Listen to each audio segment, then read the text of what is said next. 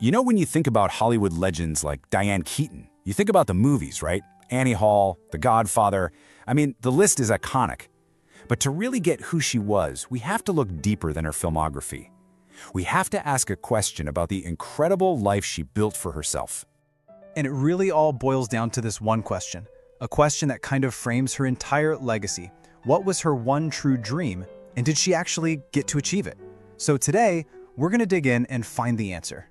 You see, her life wasn't just a list of credits on a screen. It was more like a blueprint, a guide to living boldly. And it was all built on 5 key decisions that made her more than just a star. They really made her a symbol of courage. Okay, let's dive into this blueprint. All right, lesson number 1. And this one starts with a full-on rebellion against the idea of beauty itself. It's all about how she took men's clothing and completely redefined what femininity could look like. I mean, picture Hollywood in the 1970s. It was all about tight dresses, big flowing hair, that whole scene. And then, out of nowhere, Diane Keaton shows up on the set of Annie Hall wearing clothes she found in thrift stores. We're talking bowler hats, baggy trousers, oversized men's jackets. The film's costume designer was apparently horrified. But that's when the director, Woody Allen, had to step in. He literally told the crew, "Leave her alone. She's a genius. Let her wear what she wants." And that single decision, it changed everything. Her style wasn't just about fashion. No way. It was a statement. It sent a message to millions of women that real femininity isn't about conforming. It's not about fitting into some pre-approved mold. It's about having the confidence to create your own. So let's move on to lesson number 2, because you can see how this all connects. She took that exact same rebellious spirit and applied it to her love life, choosing herself over one of society's most sacred rules.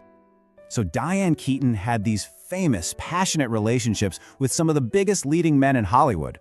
But here's the thing. Despite all the pressure, she never once walked down the aisle. She never got married. And the way she explained it is just so powerful. She once said, "I never found my home in the arms of a man." Now, that wasn't a sad thing. It was a declaration of independence. Think about it.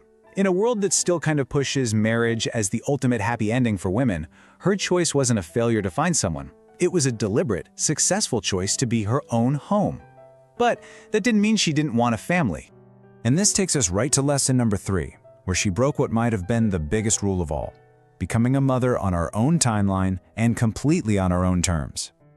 At 50 years old, 50, an age when a lot of people are thinking about slowing down, Diane Keaton was just getting started on a whole new chapter. She decided it was time to become a mom.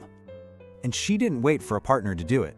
She built her family all by herself, through adoption, completely shattering all the old conventions about what a family is supposed to look like. And you could tell it totally redefined her. She said, "Motherhood is the most completely humbling experience I've ever had." It was a choice that just grounded her in this incredibly profound new way. Okay, so we've got the style icon, the romantic rebel, the mother who did it her way. But lesson number 4 shows us a whole other side, the artist who absolutely refused to be put in a single box. Her identity was just so much bigger than actress. She had this restless, relentless curiosity that was always pushing her to explore worlds that were way, way beyond the movie set.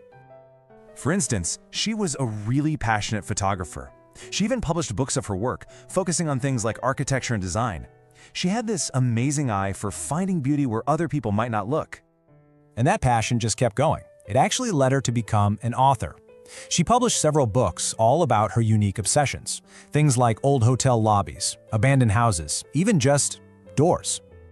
It just goes to show you, doesn't it? A true artist never stops exploring. Her life is this amazing reminder that curiosity isn't just some personality trait. It's the actual fuel that keeps your creative fire burning. And that leads us to our final lesson, and it brings us full circle, right back to the question we started with. We've seen the life she built, piece by rebellious piece. But what about that one true dream? Let's ask it again. After this life of just fierce independence and boundless creativity, what was her one true dream? And did she actually get to achieve it? Well, the answer is no.